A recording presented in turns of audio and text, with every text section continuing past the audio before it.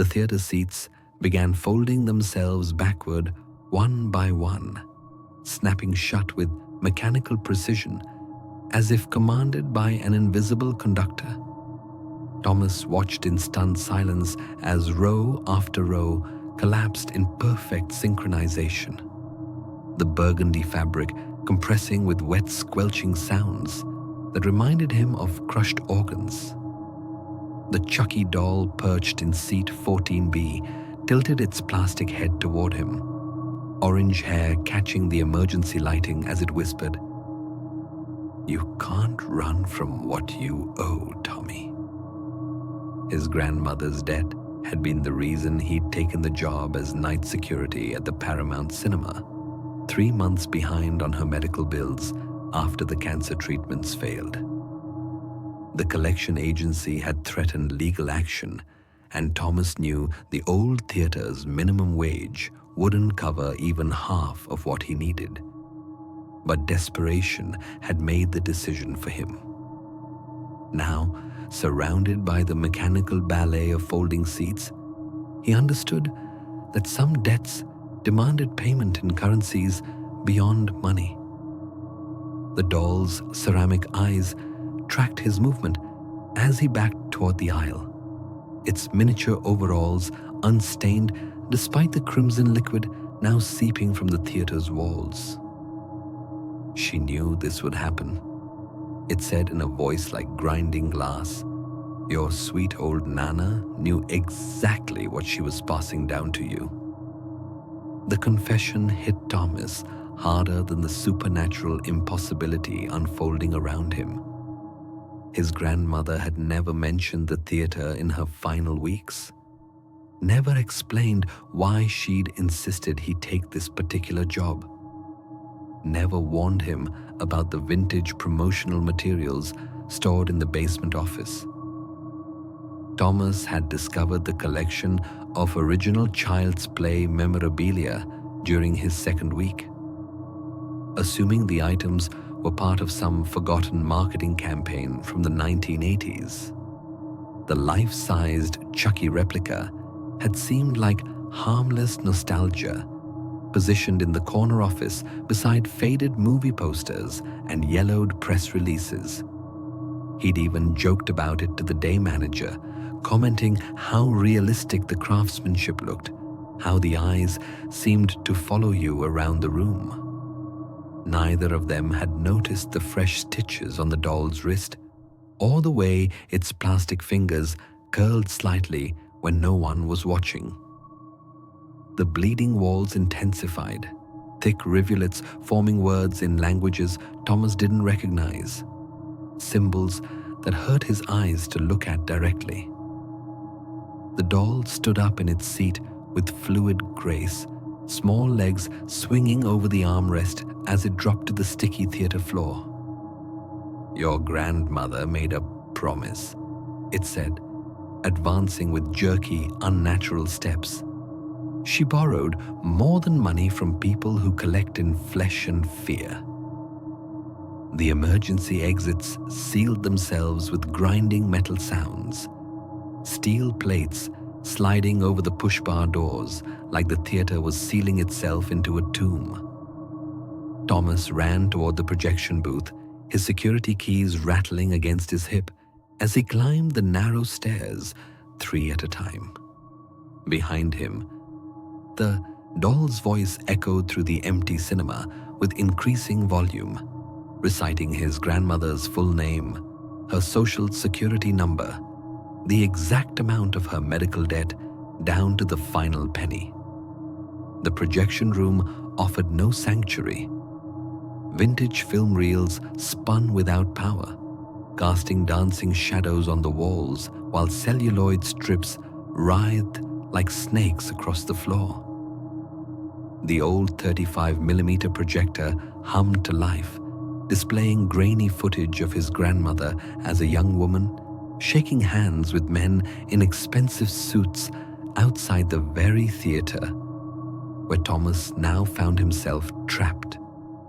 The film showed her signing documents with flourishing signatures, accepting briefcases full of cash, promising things that made Thomas's blood turn cold as he recognized the faces of the men she'd bargained with.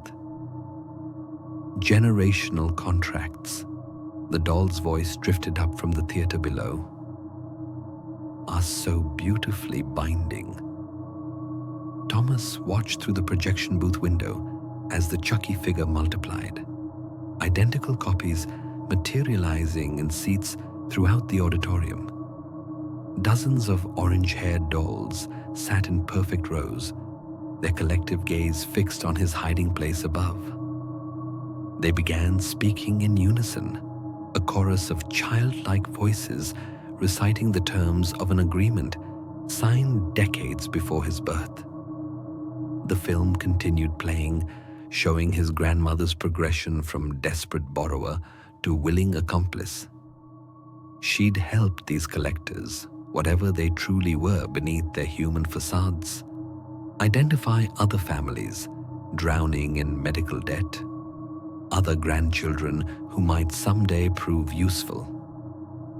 The theater had been their base of operations, a place where promises were made and souls were catalogued for future harvesting. His job interview had been orchestrated, his hiring predetermined by contracts written in blood and desperation. Thomas's professional training as a security guard had taught him to assess threats and identify escape routes. But nothing in his certification courses had prepared him for supernatural entities with legal documents. The film projector showed him the basement vault he'd never known existed, accessible through a hidden panel behind the vintage movie posters.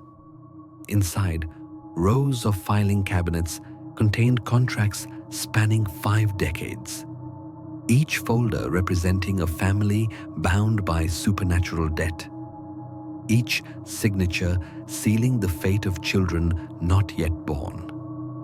The doll army began climbing the stairs to the projection booth, their plastic feet creating a rhythmic percussion on the metal steps.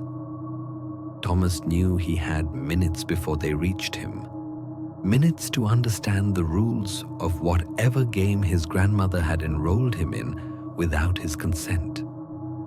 The film reel contained more than just evidence.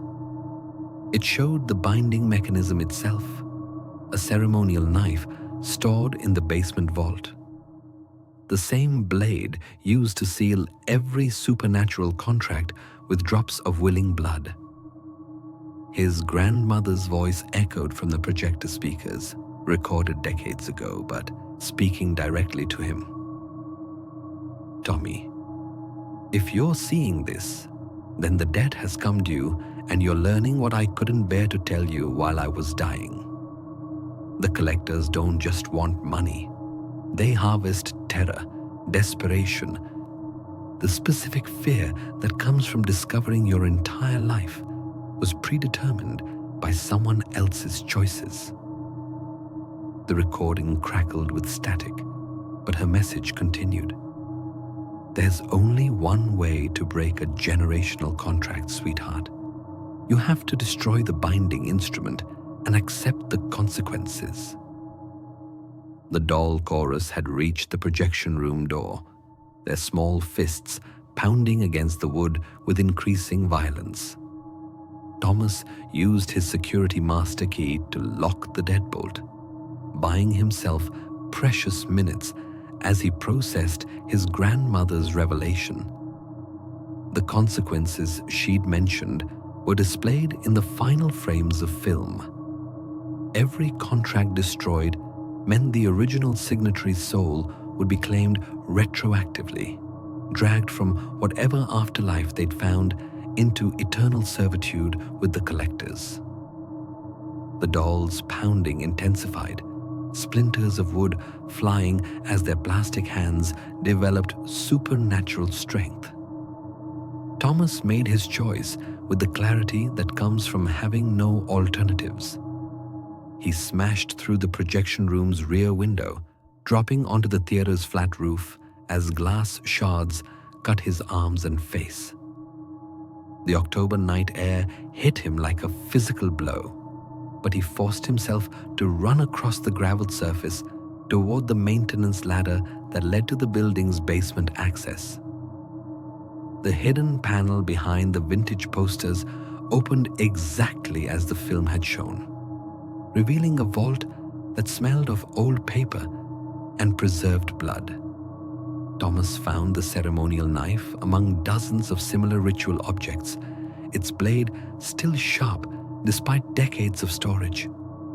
The filing cabinets contained hundreds of contracts, but he recognized his grandmother's signature on the master document that bound all the others, a supernatural amendment that made her responsible for recruiting new families, ensuring the collectors would never run short of victims. The Chucky dolls had somehow anticipated his destination. They surrounded the basement entrance as he emerged, their collective presence creating a temperature drop that turned his breath to visible vapor. "Destroying that contract won't free you," they said in unison. "It will only trade your grandmother's soul for your own." She understood the mathematics of damnation. Better one willing sacrifice than generations of unwilling victims. Thomas held the knife against the master contract, understanding that his next decision would determine not just his fate, but the destiny of every family named in those filing cabinets. His grandmother had made her choice based on love and sacrifice, accepting personal damnation to protect him from a life of supernatural servitude. Now he faced the same impossible mathematics, the same choice between personal salvation and generational responsibility. The blade cut through the ancient parchment with surprising ease, supernatural ink dissolving as the binding words separated from their page. Thomas felt the exact moment his grandmother's soul was claimed, a sensation like ice water flooding his chest as her spirit was torn from whatever peace she'd found in death. The Chucky dolls screamed in collective rage, their plastic bodies beginning to melt as the contract's dissolution destroyed their anchor to physical reality. The theater began collapsing around him, walls cracking as the supernatural foundation dissolved. Thomas ran through disintegrating corridors, the building structure failing as 40 years of otherworldly influence was suddenly withdrawn. He reached the street as the Paramount Cinema folded in on itself like a house of cards, taking the collector's base of operations and their centuries of accumulated contracts with it into rubble and dust. Emergency responders found Thomas 3 blocks away, suffering from smoke inhalation and multiple lacerations, but unable to explain how he'd survived the theater's sudden structural collapse.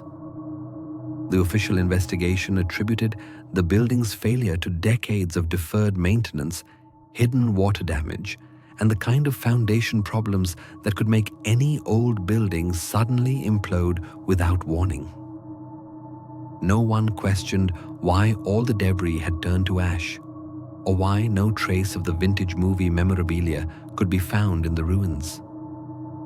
Thomas never returned to security work, finding that normal employment felt impossible after understanding how easily supernatural forces could manipulate human institutions. He moved across the country, changed his name, and took a job as a lighthouse keeper on a remote Maine island where isolation felt like protection rather than vulnerability.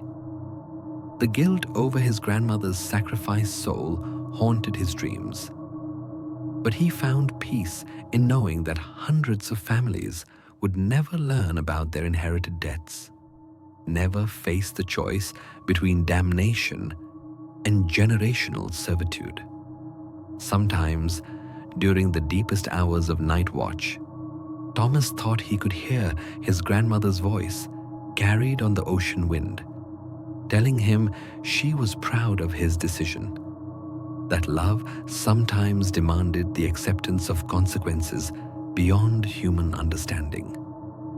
He never saw another Chucky doll, never encountered the collectors again, but he understood that some victories came with prices that echoed through eternity, and that the mathematics of supernatural sacrifice rarely provided clean solutions to generational problems passed down through love, desperation, and the terrible arithmetic of souls.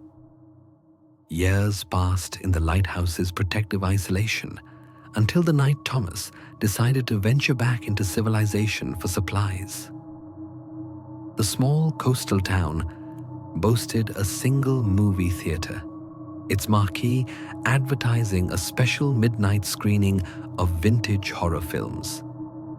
Against his better judgment, driven by a longing for normal human experiences, Thomas purchased a ticket and entered the darkened auditorium just as the opening credits began to roll. The theater was nearly empty except for a few scattered moviegoers, and Thomas selected an aisle seat in the middle section for easy escape if his paranoia proved justified. As his eyes adjusted to the dim lighting, he noticed the patron in seat 14B, a small figure with wild orange hair wearing tiny overalls. The sight froze his blood, but rational thought insisted it was merely a child whose parents had poor judgment about age-appropriate entertainment. The movie began with familiar scenes of supernatural terror, but Thomas found himself watching the small figure rather than the screen. The child never moved, never reached for popcorn, never shifted position despite the uncomfortable plastic seating. When other moviegoers laughed at the film's dated special effects, the figure remained perfectly still, its profile never changing even when dramatic lighting should have revealed facial features.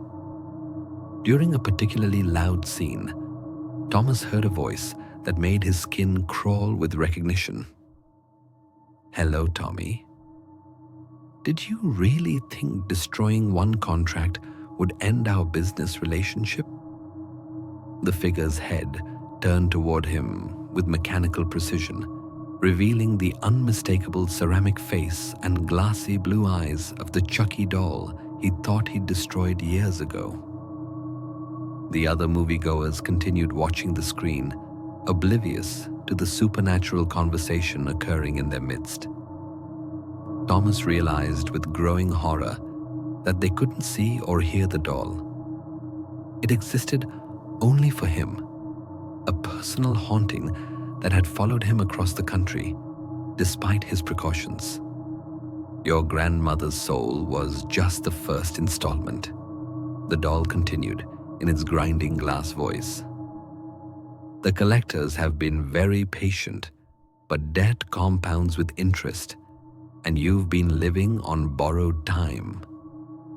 The movie screen flickered and changed, abandoning the scheduled horror film for footage Thomas had never seen before. His grandmother appeared again, but these scenes showed her final weeks in the hospital, making additional agreements even as cancer consumed her body. She'd signed supplementary contracts ensuring Thomas would be protected for exactly 5 years after her death, long enough for him to feel safe, to establish a new life, to believe he'd escaped the supernatural obligations that bound his bloodline. "Time's up, Tommy," the doll said, standing on its seat with fluid grace. "Your protection period expired at midnight, which is why we chose this particular screening for our reunion." The theater's emergency exits sealed themselves with grinding metal sounds that Thomas remembered from his first encounter. But this time, he understood. There would be no escape, no clever solutions, no way to bargain for his freedom. The doll began walking along the row of seats, its plastic feet making no sound on the sticky theater carpet. Other moviegoers remained frozen in their seats, not paused but somehow removed from time itself, their faces locked in expressions of mild entertainment, as if the supernatural confrontation was just another scene from the vintage horror film they'd come to watch. Thomas's lighthouse training had taught him to remain calm during maritime emergencies. But supernatural debt collection fell outside any manual he'd studied. The doll reached his row and began climbing toward him, its movements becoming more fluid and predatory with each step. 5 years of borrowed time, Tommy. 5 years of interest accumulating on your grandmother's broken promises. The collectors have been very generous, but generosity has limits.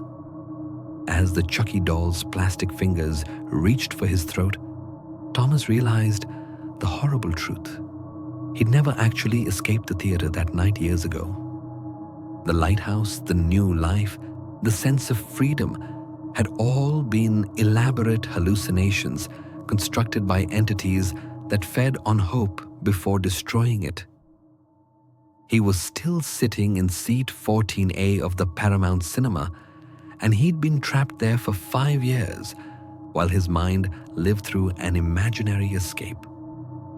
The doll's ceramic hands closed around his neck with surprising strength, and Thomas felt his consciousness beginning to dissolve back into the reality he'd never actually left.